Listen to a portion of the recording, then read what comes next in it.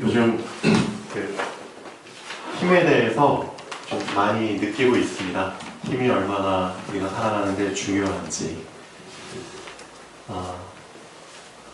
영화나 이제 드라마 같은 데 보면은 사람들이 이제 막 무공을 익히잖아요. 특히 이제 무협지 영화나 드라마들 많이 좋아하시죠?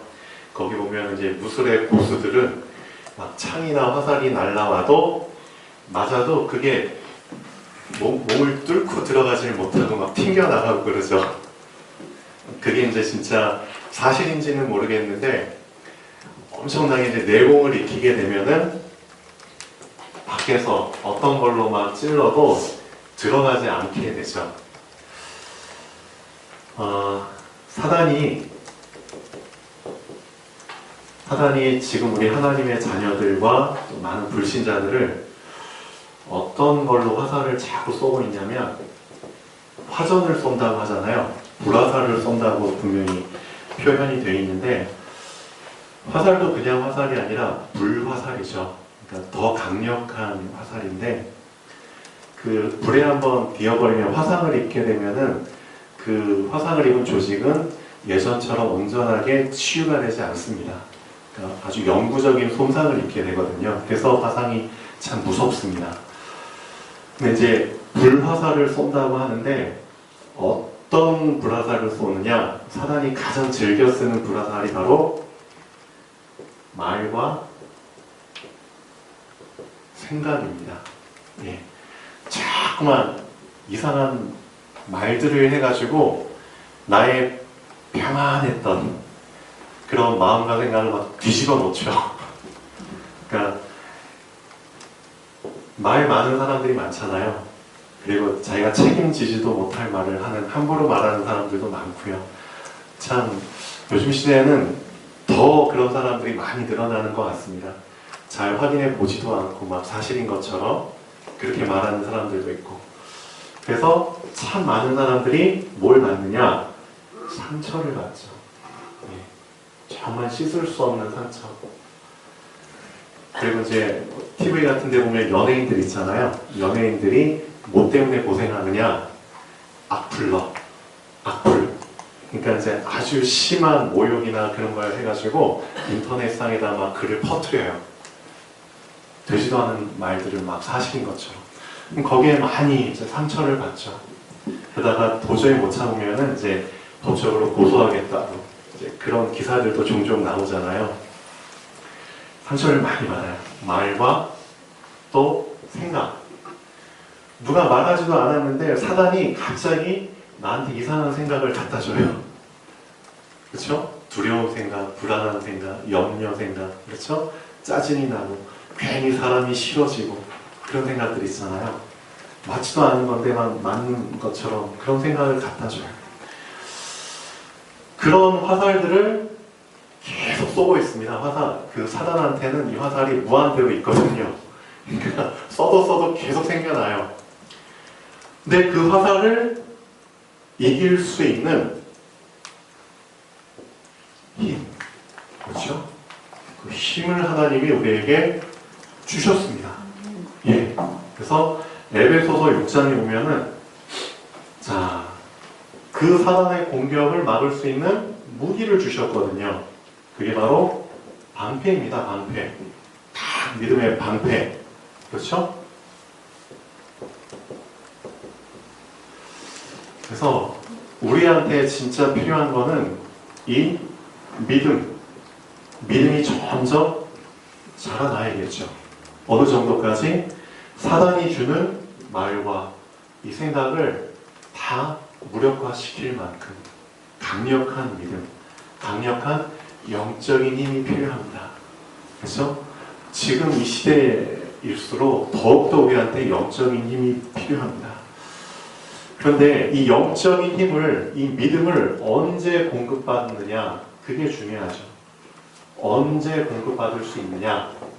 그래서 지난번에 말씀드렸던 것처럼 나와 하나님만의, 그렇죠? 특별한 시간, 나와 하나님만의 그 시간을 여러분이 꼭 만드셔야 됩니다. 예, 그렇죠? 만들어야 된다. 그래서 요한복음 2장인가요? 잠깐 말씀드렸죠. 무화과 나무. 벌써 이 설교 나온 지 한 달 가까이 돼갑니다.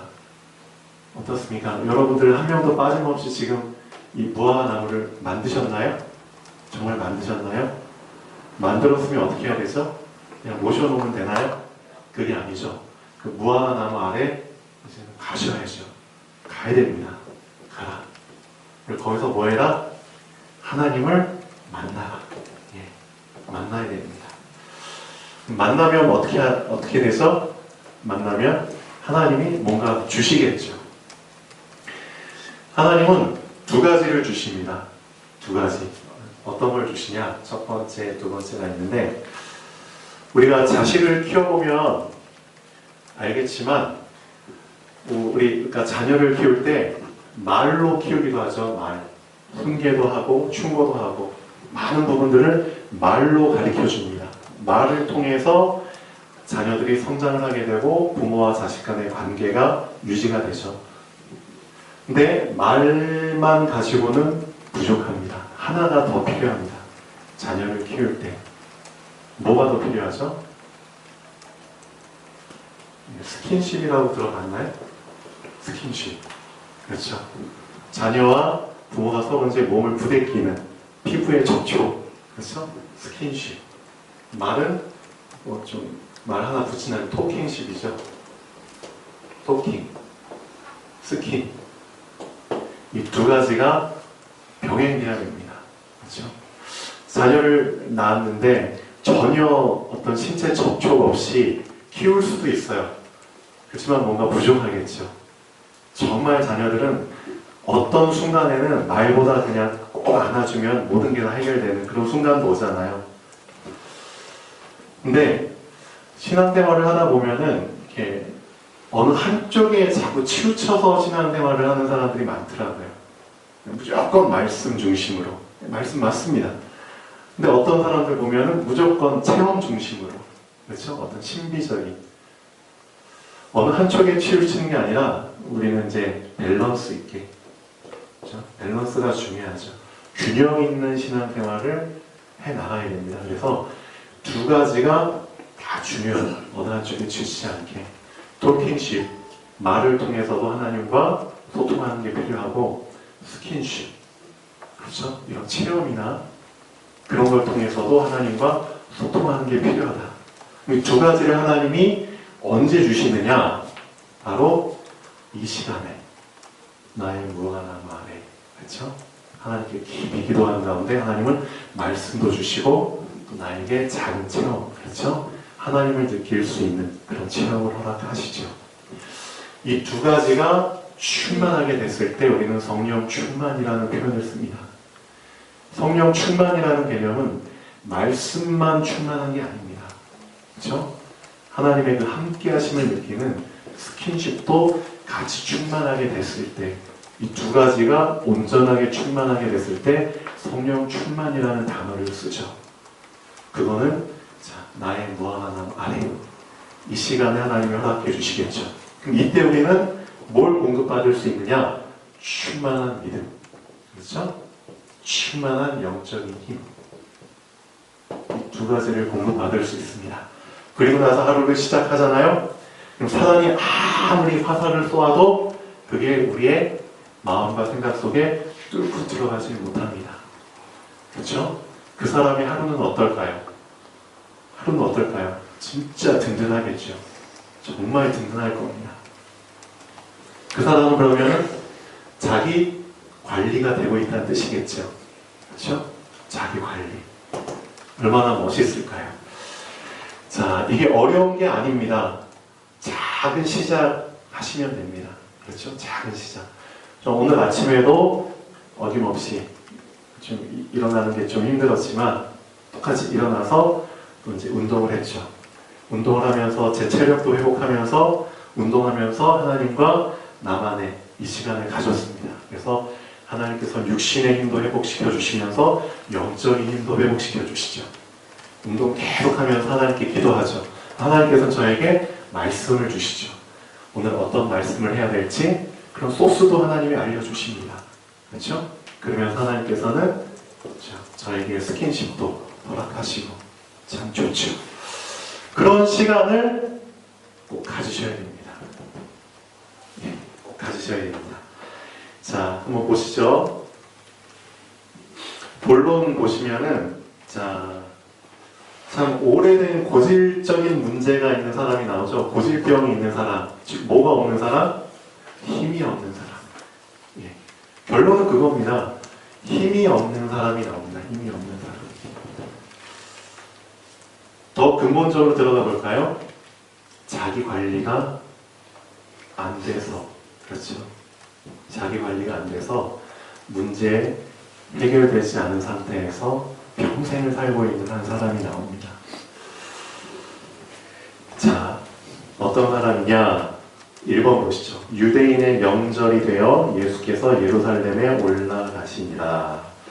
예루살렘에 있는 양문 곁에, 양문이 뭐냐면은, 자, 예루살렘 그 성에 들어가려면은 여러 개의 문이 있었거든요.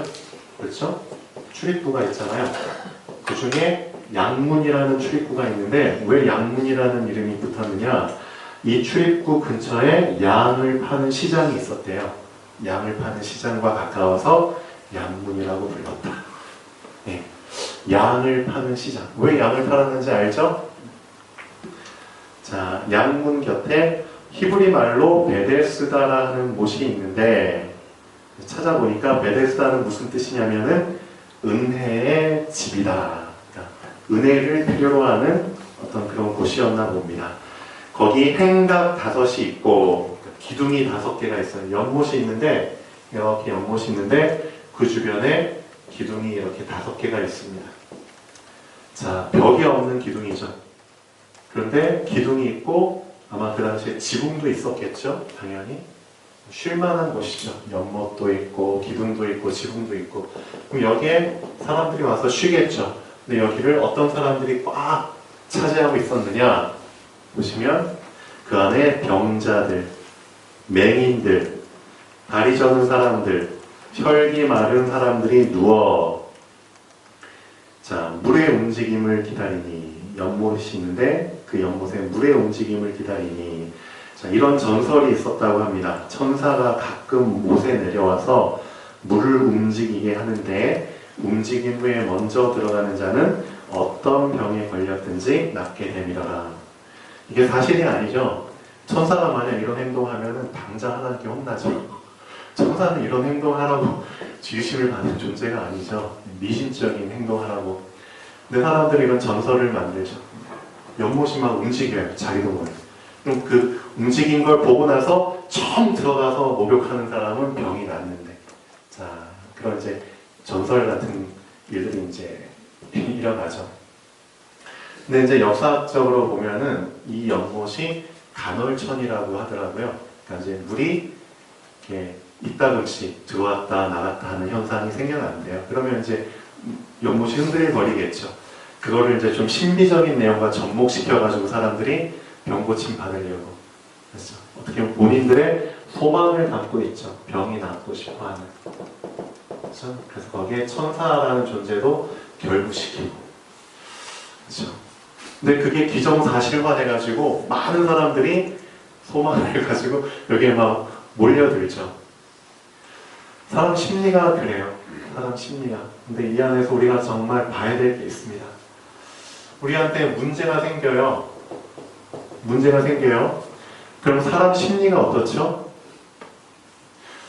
왜 문제가 생겼지? 라고 그 문제가 생긴 원인을 정말 분석을 하고, 그렇죠? 다시는 이런 문제가 재발하지 않도록, 그렇죠? 다시 고쳐야 되잖아요. 그게 정상이잖아요. 근데 사람 심리가 어떠냐면은 문제가 생겨나면은 자신은 전혀 바뀌지 않은 상태에서 그냥 문제가 해결되길 바라죠. 문제가 해결되길. 그게 사람 심리입니다. 그렇죠? 문제를 일으킨, 문제가 생겨날 수밖에 없는 원인이 분명히 나에게 있는데 그 원인을 해결하지 않고 내가 바뀌지 않고 나는 문제 해결받고 싶어 해요. 그런 사람이 대부분이죠. 근데 하나님 입장에서는 어떻죠? 하나님이 나에게 문제를 주신 이유는 내가 바뀌라고 문제를 주신 거잖아요. 그렇죠? 나를 바꿀 수 있는 제일 좋은 방법이 문제를 허락하시는 거거든요. 근데 하나님하고 나하고는 핀트가 전혀 안 맞는 거예요. 나는 문제 해결을 받고는 싶어요. 근데 나는 안 바뀌어요. 난 바뀌지 않은 상태에서 문제 해결을 받고 싶어요. 그런 심리가 이 베데스다 연못 안에 있는 많은 병자들 안에 공통적으로 깔려있는 심리입니다. 뭐 때문에 이 사람들한테 병이 왔는지 문제가 생겼는지 말은 안 해요. 근데 예수님께서 14절에 보면은 힌트를 주시죠.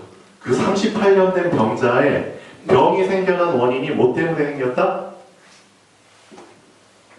보라, 네가 나았으니 더 심한 것이 생기지 않게 다시는 죄를 범하지 말라. 예, 죄 때문에 생겼다는 그 힌트를 주십니다.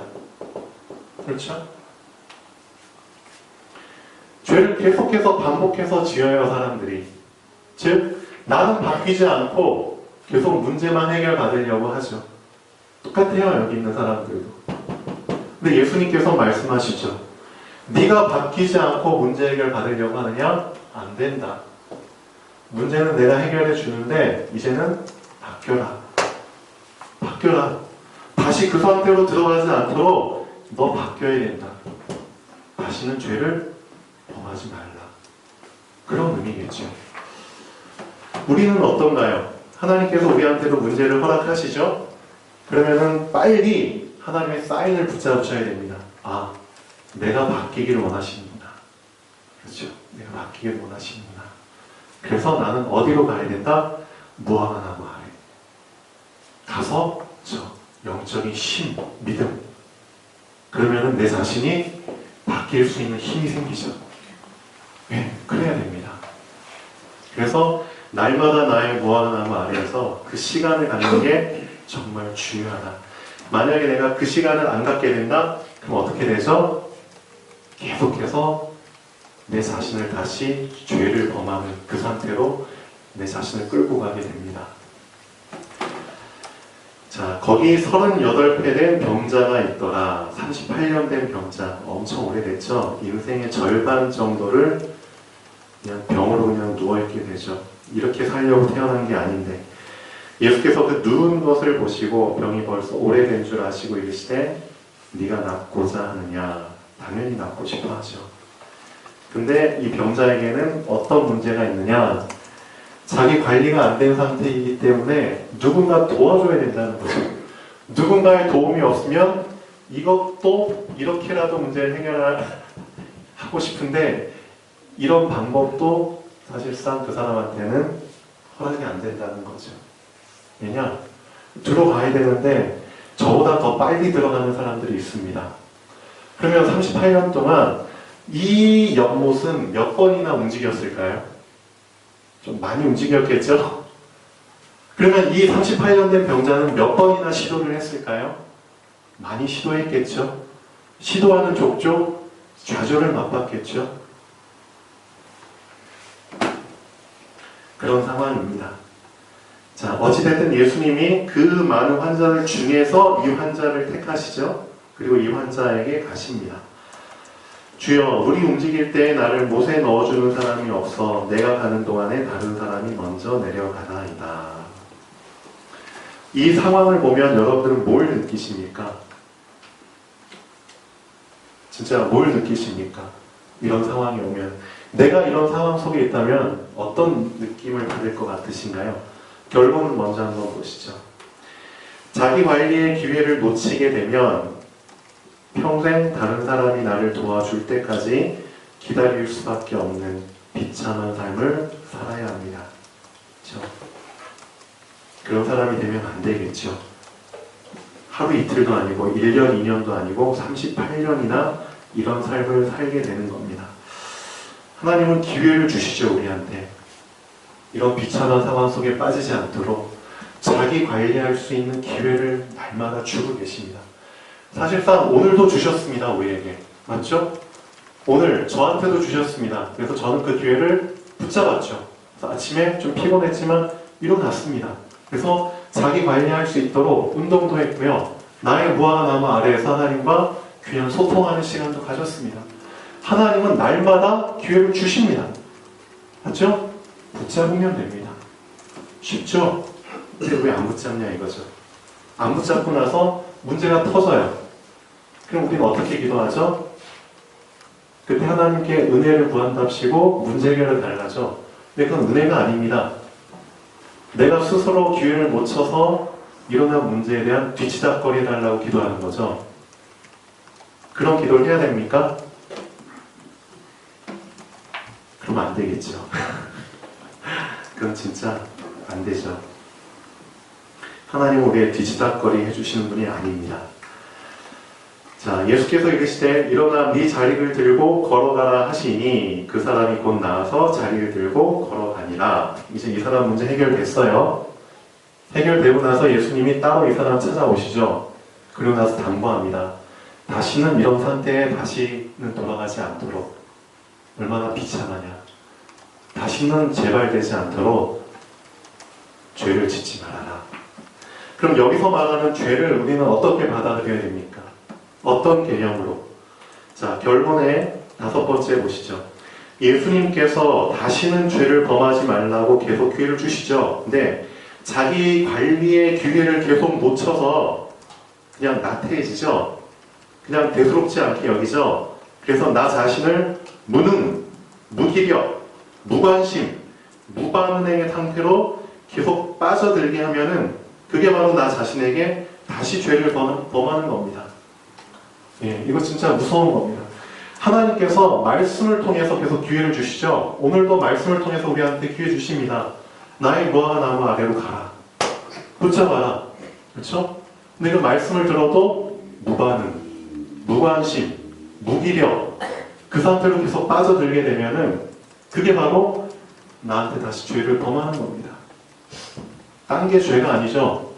하나님의 말씀에 대한 무반응. 그게 진짜 죄입니다. 말씀에 대한 반응이 없는 것. 그게 요즘 우리 크리스찬들, 요즘 시대 교회 다니는 사람들의 가장 큰 문제죠. 말씀을 듣기는 듣는데 반응이 없어요. 그럼 결국 어떻게 되느냐? 이 안진뱅이처럼, 아니 이 38년 된 병자처럼 이 상태로 가게 됩니다. 그리고 나서 큰 문제가 터지죠? 그럼 그때 기도하죠. 어떤 기도? 뒤치다거리 달라는 기도하죠.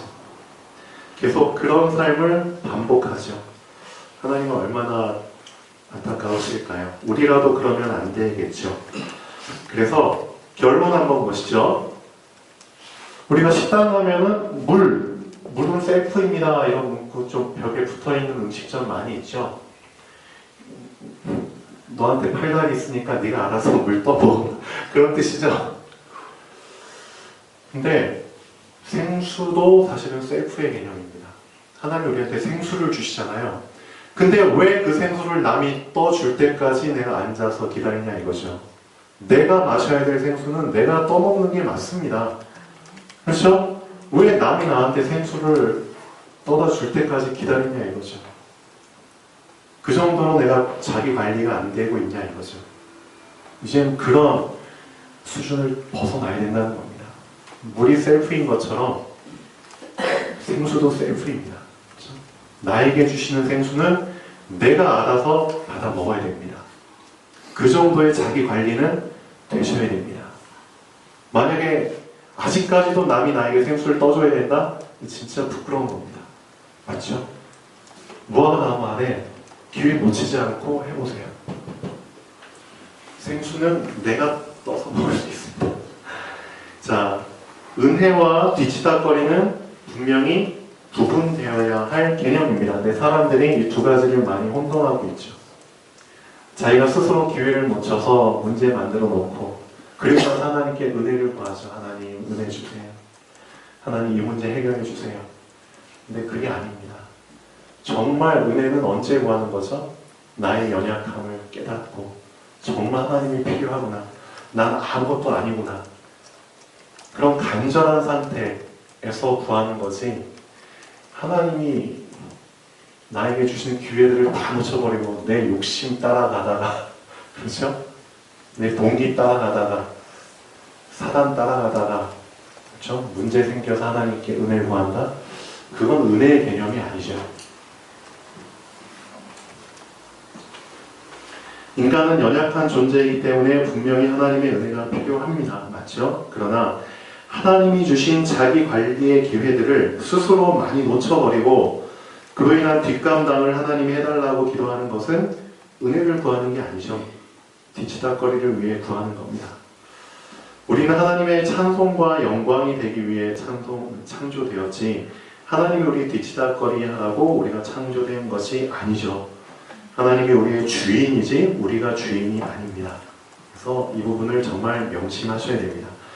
예수님께서 다시는 죄를 범하지 말라고 계속 기회를 주시지만 자기 관리의 기회를 계속 놓쳐서 나 자신을 계속 무능한 상태, 무기력한 상태, 무관심한 상태, 무반응의 상태로 빠져들게 하면 그게 바로 나 자신에게 다시 죄를 범하게 하는 겁니다. 자기 관리의 기회를 놓치게 되면 평생 다른 사람이 나를 도와줄 때까지 기다릴 수밖에 없는 비참한 삶을 살아야 합니다. 여러분들은 살리기 위해서 부르심을 받았지, 그렇죠? 남에게 신세지려고 부르심을 받은 게 절대 아닙니다. 그렇죠? 우선 여러분 자신이 살아남기 위해서 힘을 공급받으십시오. 그리고 나서 살려야 되잖아요. 그렇죠? 살려야 될 곳이 얼마나 많은가요? 진짜 많죠. 기회는 주실 때 붙잡는 것이 당연한 것입니다. 이거는 어린애도 다 알고 있는 사실이죠. 그 기회를 놓치지 마시기 바랍니다. 네, 기도하겠습니다. 살아계신 하나님 아버지 정말 감사드립니다. 오늘 38년 된 병자를 통해서 많은 부분들을 깨닫기를 원합니다. 우리 자신이 얼마나 자기 관리의 기회를 놓쳐서 하나님께 정말 폐가 되는 상황들을 만들었는지요. 하나님 너무나 죄송합니다. 이제는 하나님이 주시는 기회들을 놓치지 않기를 원합니다. 날마다 나의 무화과 나무 아래 갈 수 있도록 나에게 마음을 주시고 은혜를 주시고 영적인 힘을 주시옵소서. 그 무화과 나무에서 나와 하나님과의 도킹십과 스킨십이 충만히 정말 경험되는 시간들이 날마다 늘어나기를 원합니다. 하나님 우리에게 힘을 주시옵소서. 네. 그래서 스스로 내 자신을 관리할 수 있는 수준은 되기를 원합니다. 자기 관리의 이 말씀을 받고 이번 한 주 동안 도전하며 내 것으로 만드는 우리 성도님들 되게 하여 주시옵소서. 주 예수 그리스도 이름으로 간절히 기도합니다.